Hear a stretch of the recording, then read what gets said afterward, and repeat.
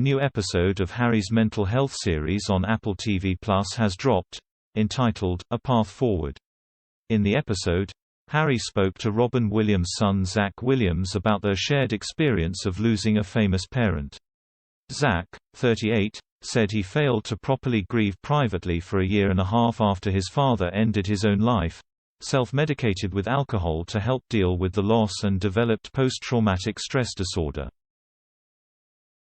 Harry responded that the two had a lot of shared experience, after admitting in an earlier episode he used alcohol to mask his own emotional pain due to unprocessed grief from the death of Princess Diana.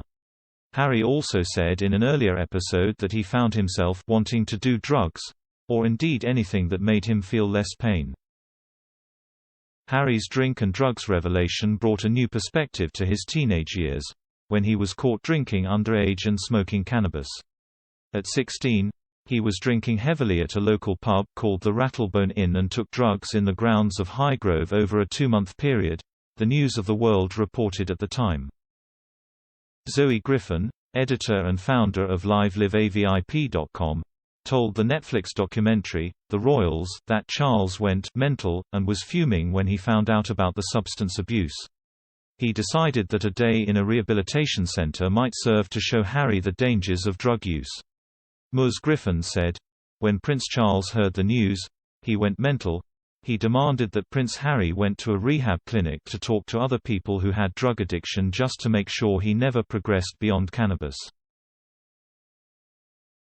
Former royal correspondent for the BBC, Jenny Bond, has a more tempered view, telling the documentary Charles was shocked and went to Harry's brother William for advice. She said, "I think Prince Charles was pretty shocked to find Prince Harry was smoking weed. He spoke to William and first think he asked William what should be done, and maybe it was William's suggestions, I don't know, but one way or another Harry ended up at a rehabilitation center." Charles took his sons to Featherstone Lodge Center for the day, where they toured the grounds and heard about people's experiences with drugs. Bill Puddicombe, former head of Featherstone Lodge Center, described how he was sitting in his office when he received a call from the Prince of Wales' office. He explained, "He asked if we could arrange a private visit for Prince Harry to come and see Featherstone Lodge.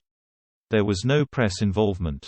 In fact, it was requested that there was no press involvement. We weren't told why, but we knew at this time there was talk about the young princes becoming involved with their mother and father's charitable works. That seemed likely to be the reason." It was later revealed in the press the true reason for this visit. As Harry grew up, he developed a party boy reputation, often pictured on a night out, and once was even caught on camera naked at a party in Las Vegas. In the new episode of The Me You Can't See, Harry spoke to Zach about their shared experience of losing someone close to them, who was also famous, and how it meant seeing so many people around the world grieving for someone they feel they knew better than you did in a weird way. He spoke of the agony of wondering, "How are you grieving more for someone who was my parent? And I'm unable to grieve myself." Harry famously had to walk behind Diana's coffin at her funeral and keep it together while crowds of wailing well-wishes watched. He praised Zach for achieving sobriety and becoming a mental health advocate.